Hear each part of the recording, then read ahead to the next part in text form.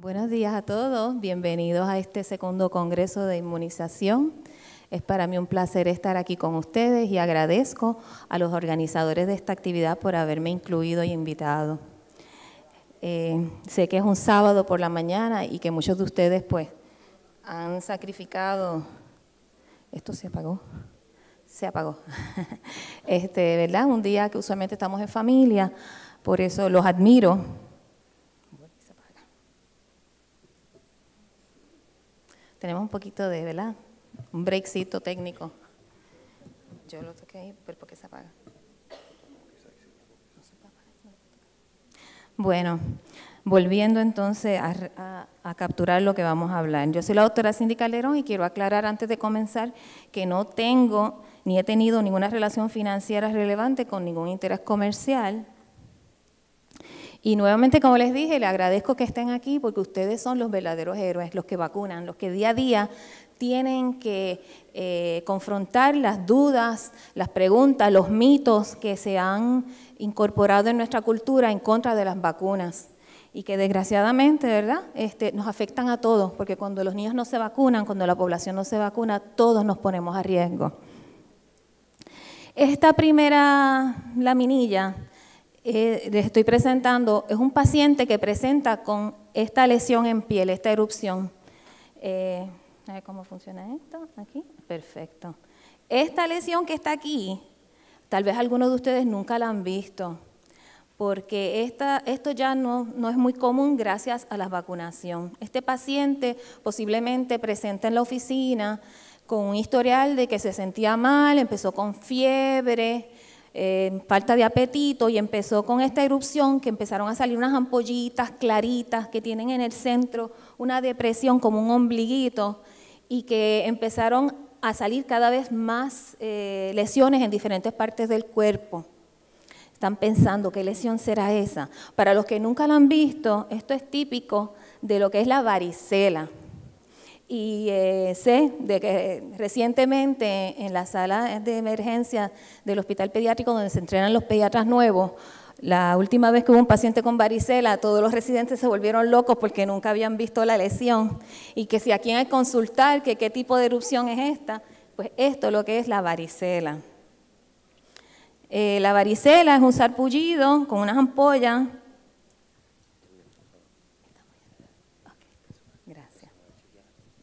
No se oye. Disculpen, problemas técnicos. Ok, ya resuelto. Que puede empezar en la cara, en el pecho. De ahí se riega hacia la espalda, el estómago, todo el cuerpo. Como dije, fiebre, dolor de cabeza, cansancio. Y sabemos que una enfermedad donde el paciente va a estar postrado, donde va a requerir de 5 a 10 días para recuperarse.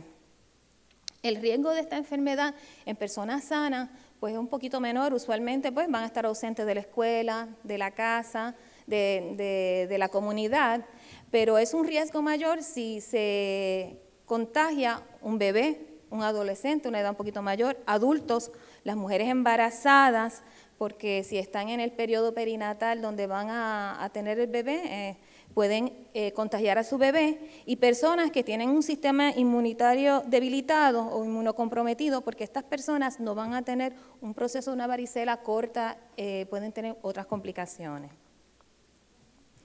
La varicela como tal, al paciente que le da, si se rasca, se infecta y causa impétigo, cicatrices, pero en personas debilitadas, como le mencioné anteriormente, puede desarrollar una pulmonía viral que luego puede desencadenar en una bacteriana.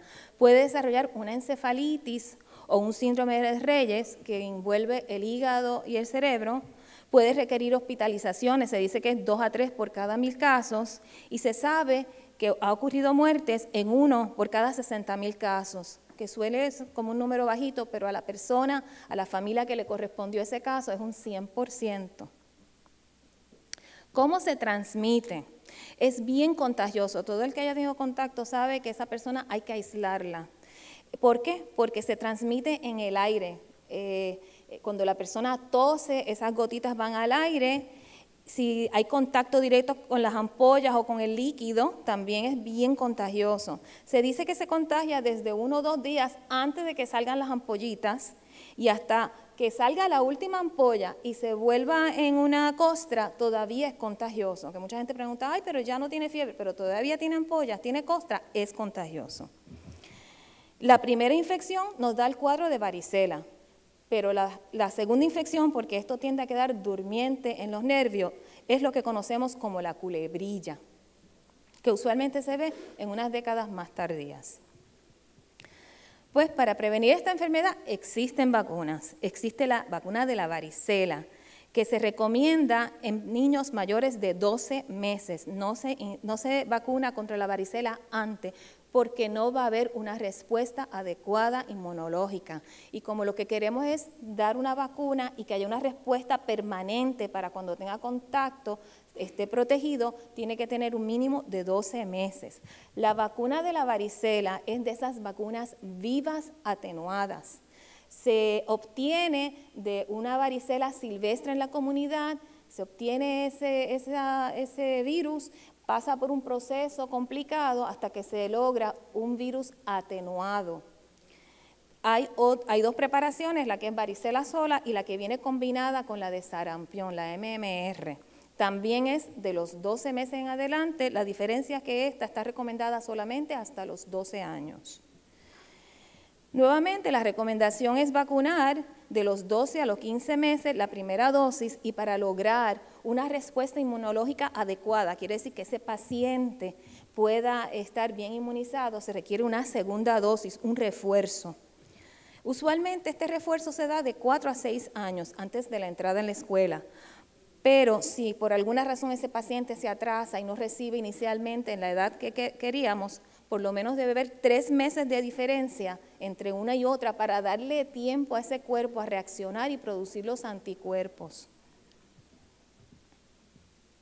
Y se dice como recomendación bien importante que todo niño de 7 a 18 años que no haya recibido 2 dosis no está apropiadamente inmunizado. Y esto es bien importante porque muchas veces la familia nos van a decir, él ya le dio varicela o él ya le pusieron una vacuna. Y es bien importante y la recomendación de ahora es que se haga serología para determinar su inmunidad y si no está completa, entonces darle una segunda dosis. Y nuevamente recalco, el intervalo mínimo entre las dosis cuando tienen de 12 meses a 12 años son 3 meses. Si el paciente ya es un nene un poquito más de 13 años que se vacuna con la misma vacuna, entonces si tenemos prisa en que ese paciente alcance una inmunidad, se pueden esperar mínimo de 4 semanas. Y estas son las recomendaciones del MMWR. Nuevamente, esta combinada, la MMRV, se utiliza similar, se puede usar para las 2 dosis, la primaria y la de refuerzo, de 12 meses a 12 años. No se utiliza en niños mayores de 12 años. Y el intervalo mínimo, 3 meses. Cuando una persona tiene exposición a la varicela, algunas veces preguntan, ¿se puede vacunar para protegerlo? Se podría, si la persona no está inmune. Si se vacuna en las primeras 72 horas, se ha comprobado que un 70 o un 100%, más o menos en ese range, van a desarrollar inmunidad y puede que entonces la enfermedad sea leve o ausente. Si se administra con más de 5 días, tal vez va a ser moderado, pero no va a ser la misma protección, porque ya el virus ha tenido oportunidad de reproducirse e invadir. Efectos secundarios de toda vacuna. Y esto es importante pues que los padres lo entiendan. Estamos inyectando en un lugar donde puede haber dolor, enrojecimiento y bien importante, como ese virus se va a replicar, no es virulento como el salvaje, va a haber una producción de anticuerpos en contra de ese virus. A las 2 o 3 semanas el niño puede desarrollar o la persona una erupción maculopapular como unas manchitas rojas y ahí es que muchas veces se les olvida a los padres que lo vacunaron o a un mismo médico si no está consciente de lo que ha ocurrido en el paciente y se asustan y es una reacción normal del cuerpo que está demostrando que está reaccionando a la vacuna.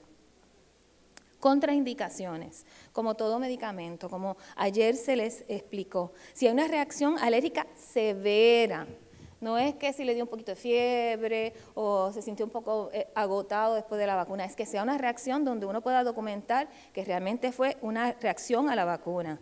Un paciente inmunosuprimido es una vacuna donde el virus está vivo y si ese paciente no tiene un sistema inmunológico adecuado, puede complicarse, se puede proliferar ese virus y convertirse en un cuadro más virulento. Las mujeres embarazadas está contraindicado. Si el paciente está moderado o severamente enfermo, tampoco lo vamos a vacunar porque no vamos a poder diferenciar si es la vacuna o si es la enfermedad lo que está progresando. Y aquellos que hayan recibido algún producto de sangre, porque pueden haber anticuerpos que puedan interrumpir la efectividad del cuerpo para responder a ese antígeno. Bien, terminamos con varicela. Ahora vamos a hablar de este otro paciente. Este paciente nos va a llegar con un cuadro de malestar, fiebre, cansancio, agotado, parecido a mucho de lo que vemos hoy día cuando hay dengue o hay influenza. La diferencia es que este paciente lo vamos a observar que tiene las escleras amarillas, las escleras, esta área aquí amarilla, que la orina sale mucho más oscura de lo usual. Y este paciente, lo más probable, cuando vemos esto, inmediatamente, ¿qué pensamos? Hepatitis, ¿ok? Hepatitis A. Bien, como pueden observar aquí, esto es un paciente más adulto, ¿verdad? Posiblemente un joven. La hepatitis A, cuando presenta clínicamente con el cuadro que les describí, usualmente son adultos. La mayoría de los niños no presentan síntomas. Va a aparecer un catarrito bobo, no se ponen amarillo, un catarrito más, una fiebre más. ¿Okay? Y eso es bien importante. ¿Por qué? Porque esos niños son los que van a infectar a otros. En el caso de la persona que viene con fiebre, pérdida de apetito, cansancio, dolor de estómago, pueden tener vómito, la orina oscura, como dijimos, la piel amarilla. Esta persona se va a sentir enferma de 2 a 6 semanas después de contraer el virus, porque le afecta el hígado, le afecta todo el sistema inmune. Esa persona va a estar decaída, aunque ya no vaya respondiendo, es el que se cansa rápido, que tiene que nutrirse bien, que tiene que descansar y muchas veces se le hace difícil llevar el diario vivir. ¿Cuáles son los síntomas? Como dije en los niños, normalmente menores de 6 años no van a tener síntomas. Los niños mayores y los adultos son los que se van a enfermar y se van a sentir mal. Algunos pacientes pueden complicarse y pueden desarrollar hepatitis fulminante. No todos se van a recuperar a cabo de eso, sino que van a ir deteriorando y caer en un fallo hepático. ¿Cómo se transmite? Importante. El virus de la hepatitis se encuentra en las heces fecales de las personas que tienen el virus, en los niños, en los bebés, en todos. El contacto con objetos contaminados, que pueden ser agua, comida, las perillas de la puerta, los pañales, objetos de diario vivir que tenemos en los cuidos. Si esos niños están infectados y nadie sabe que está infectado porque no presentan el cuadro, allí es que se puede transmitir fácilmente, porque una cantidad mínima que tal vez no es visible es suficiente para que entre por la vía oral e infecte a la otra persona. Y por lo tanto el virus se transmite con mucha facilidad de un miembro de la familia a otro. Esto puede ocurrir desde 2 semanas antes de la persona expresar la enfermedad. O sea, la persona ya está incubando, tiene el virus, lo puede estar ya emitiendo en las feces y la persona no sentir los síntomas. Como dije, entra por la boca, se replica en el hígado, por eso causa tantos daños, y se presenta en la sangre y en las heces fecales por 10 a 12 días luego de infectarse. Hasta 3 semanas luego de presentar los síntomas. La incubación es larga, tarda 28 días, así que si una persona tiene contacto puede tardar hasta casi un mes empezar a presentar los síntomas y luego recordarse dónde estuvo o dónde pudo haber obtenido este virus. Es un poquito difícil. Y hoy día que viajamos a distancias largas y compartimos con otras poblaciones, es mucho más fácil infectarse de lo que uno piensa. ¿Qué es la vacuna contra la hepatitis A? Pues ya les dije, es un virus muerto, inactivado, por lo tanto no le va a dar la enfermedad y para estar protegido se requieren 2 dosis. Todos los niños deben recibir la vacuna de hepatitis entre los 12 y los 23 meses. Ya saben por qué, porque son asintomáticos, son los que van a propagarlo con más facilidad. Los que no se vacunen a los 2 años, se recomienda que se le haga un catch-up, que más tarde se vacunen, o sea que es una vacuna bien recomendada. Niños, adolescentes y adultos, igual que los niños pequeños, una dosis con un refuerzo a los 6 a 18 meses.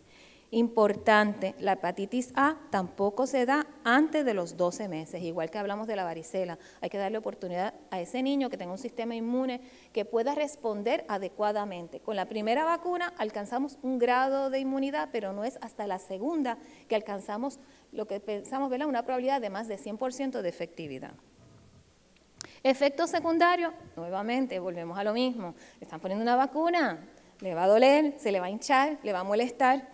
Puede que le dé un dolor de cabeza y puede que le dé un poco de fiebre. Son respuestas del cuerpo que está produciendo una reacción a ese antígeno, que no le va a causar la enfermedad, pero le va a causar que pueda responder. Beneficio, como todas las vacunas, salva vidas, protege contra una enfermedad que puede ser grave y mantiene sano a todos los demás. Un respiro. Continuemos, porque es mucha información y aunque ustedes bregan todos los días, esto yo lo que quiero enfatizarles es que es importante que lo entiendan para que se lo puedan transmitir a sus pacientes, a las personas que van a vacunar. Porque muchas veces la pregunta es, pero nosotros no padecemos de esa enfermedad, ¿por qué tenemos que ponernos esa vacuna?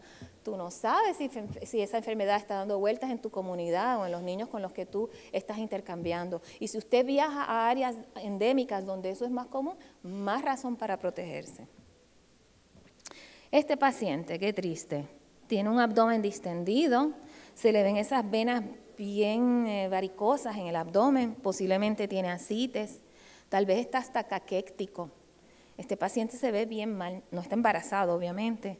¿Qué podría tener este paciente? Este paciente lo que tenga tiene que ver con el hígado.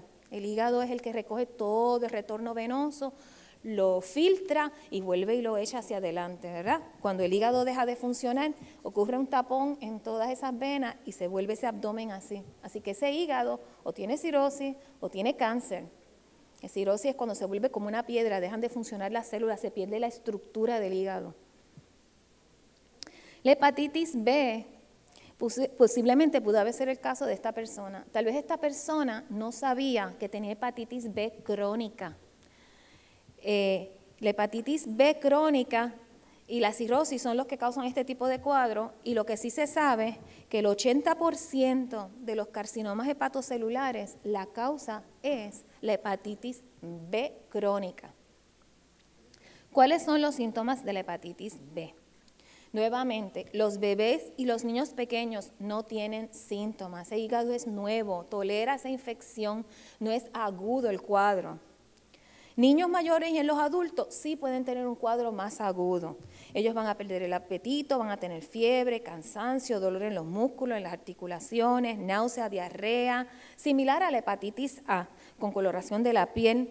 Este también tiene una incubación bien larga, de 1 mes y medio hasta 4 meses. La persona puede presentar un cuadro agudo. Y nuevamente, las personas mayores y los niños mayores, los pequeñitos no van a presentar, tal vez no se diagnostique, no hay la sospecha. ¿Qué complicaciones conlleva la hepatitis B? Bueno, puede dar una hepatitis fulminante. Cuando se pone amarillo, como aquel otro paciente, que empieza con todo el cuadro, puede progresar tan rápidamente que la persona se vaya en un fallo hepático, se complique, requiere hospitalizaciones, luego convierta en cirrosis rápidamente porque se daña el hígado, se vuelve una piedra. A largo plazo puede convertirse en un portador crónico que no lo sabe. Si es un bebé que le dio algo asintomático, no lo sabe. El que sí le dio el cuadro va a estar bien consciente que se puede convertir en un cuadro crónico y puede llevar hasta la muerte cuando se va en fallo hepático. ¿Cómo se contagia?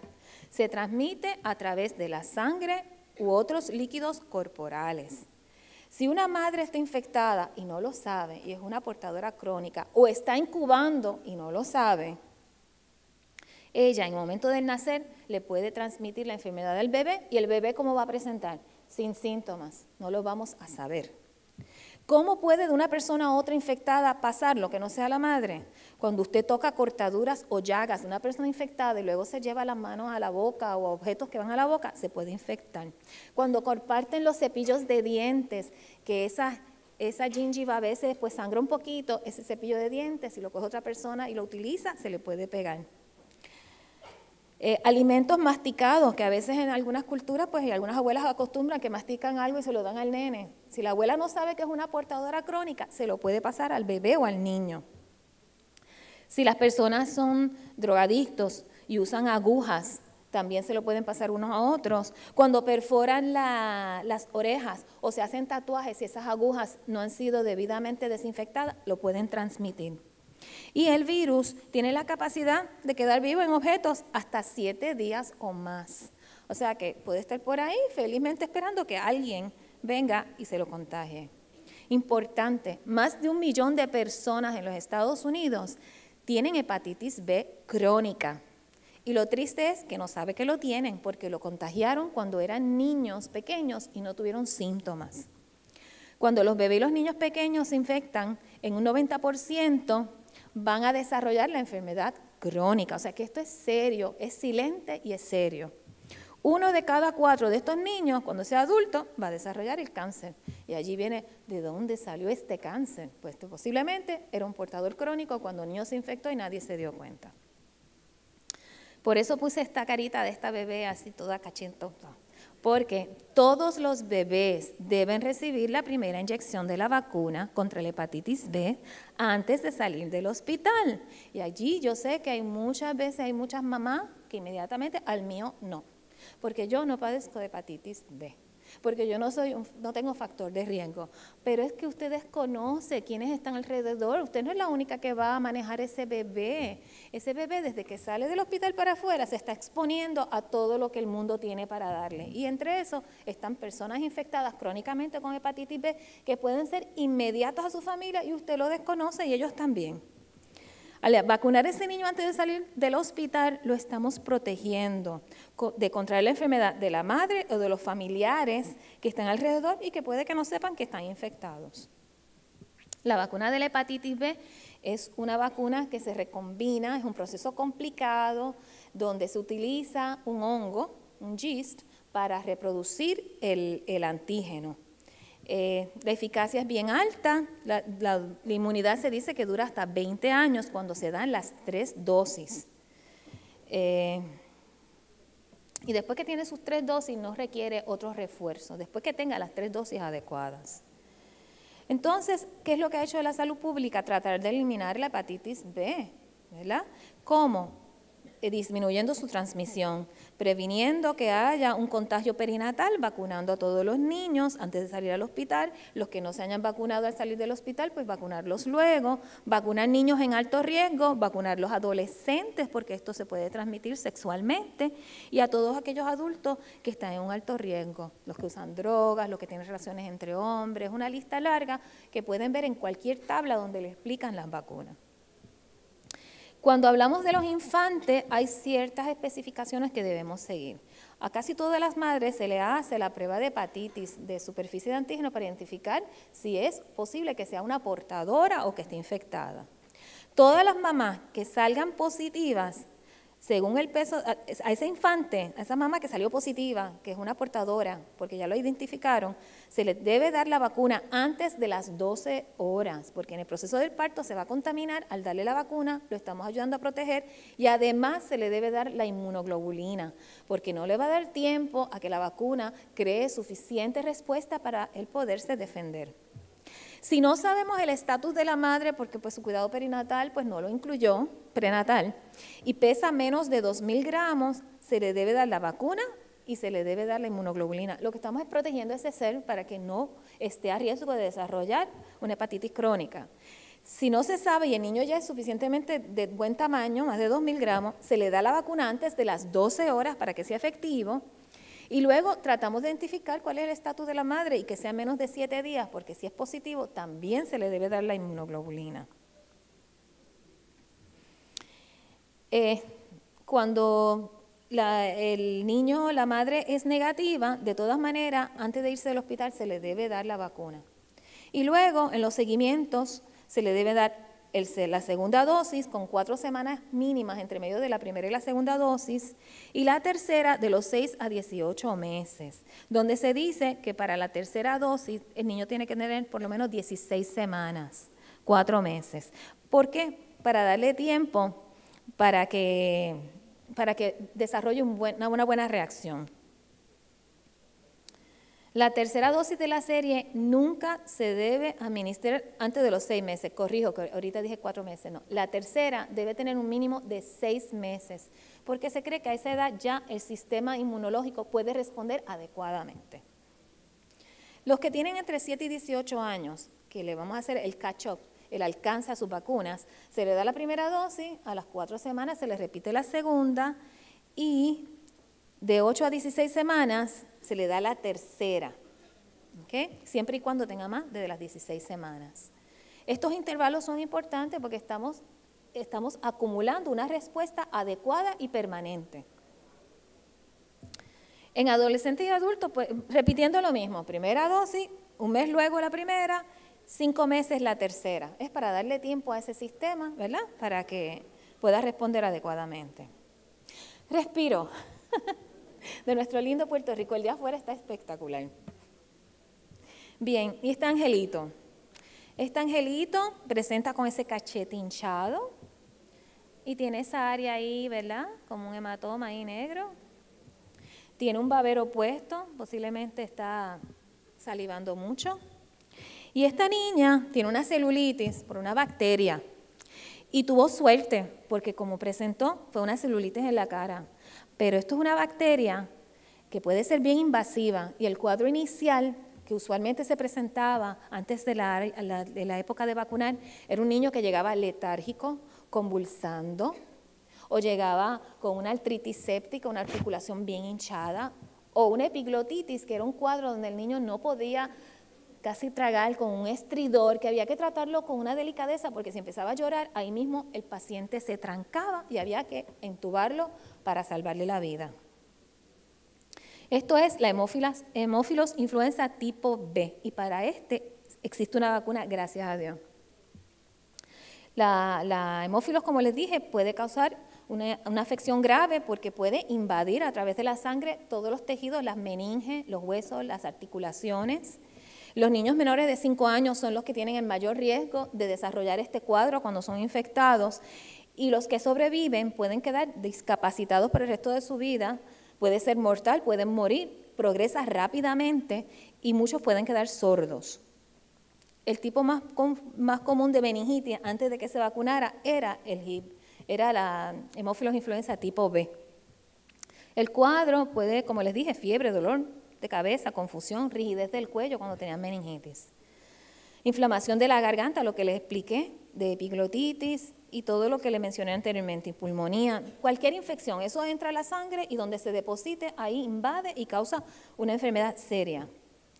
En el pasado, 1 de cada 20 niños con meningitis por HIB morían y 1 de cada 5 niños de los que sobrevivían permanecían con daño permanente. ¿Cómo se transmite? Esto normalmente vive en la nasofaringe. Y cuando la persona estornuda o tose, va al aire y la persona susceptible le llega, entra por la garganta, se reproduce y entonces entra el torrente sanguíneo y ocurre lo que hemos descrito. Después de introducir la vacuna, eso se disminuyó un 99%, a tal punto que hoy día los que entrenan en pediatría es raro que vean una pulmonía o una meningitis por hemófilos influenza. Todavía ocurren, hay un promedio de 25 casos al año. ¿Por qué?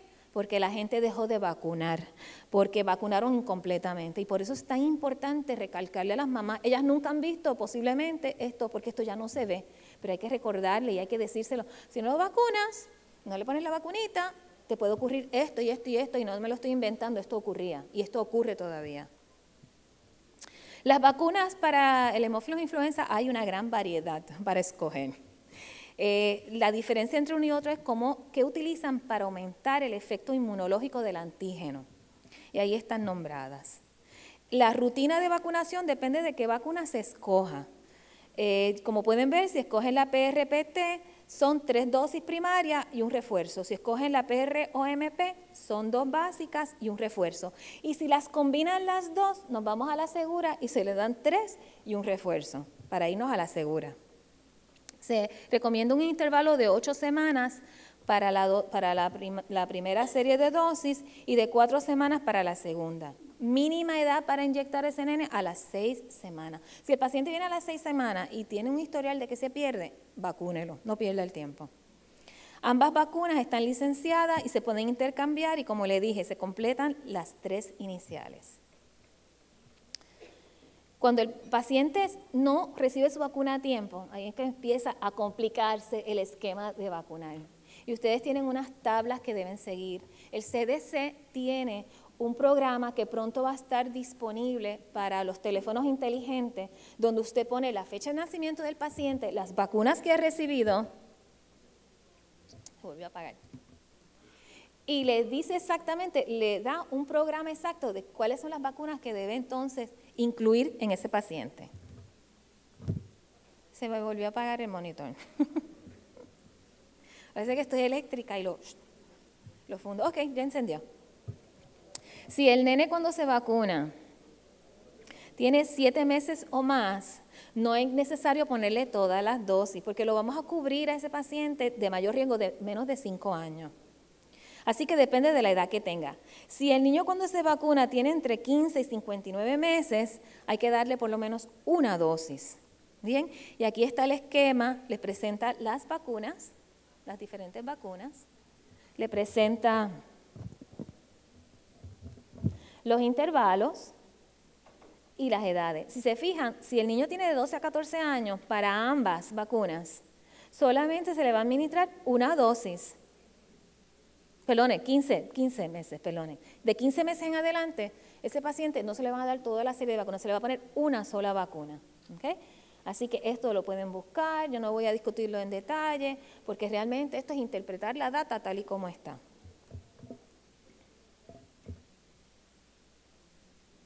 ¿Me enciende? Bien. Como dije, nuevamente, esto es lo que se está recalcando este año, que si el niño tiene más de 15 meses, con una sola vacuna, usted cumple el requisito. Los niños que son menores de 24 meses, puede que no desarrollen una protección adecuada si no y desarrollarse la enfermedad. Si un niño viene y desarrolla la enfermedad, desgraciadamente, pues ese niño cuando esté convaleciente, sí se debe completar la serie de vacunas según la edad que tenga. ¿Okay? Eso es importante.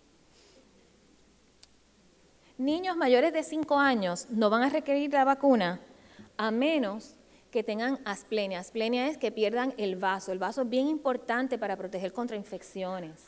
Esos niños que tengan una condición hematológica que ocurre involución del vaso o que por trauma quirúrgicamente haya que removerle el vaso, esos niños sí se le debe poner la vacuna aunque tengan más de 5 años, porque usted lo va a estar protegiendo. Ellos están a riesgo de desarrollar esta enfermedad igual que los niños pequeños.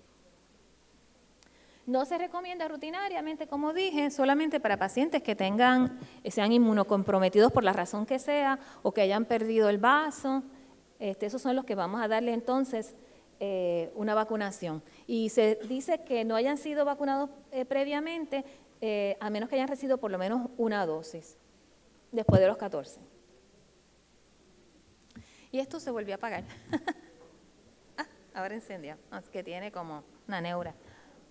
Bien, esta información que yo les he dado la pueden conseguir en estas páginas y se lo doy como referencia, ¿verdad? Porque por más que hablemos de esto, como esto se ha complicado, esto ya no es como antes, que eran 2 o 3 vacunitas y se ponían estrictamente, pues es bueno tener un lugar a donde referirse para evitar cometer errores. Además, aquí hay una gama de información para esas mamás que dan más dificultad de convencer, para usted tener herramientas adicionales con qué convencer a la mamá de lo importante que es vacunar.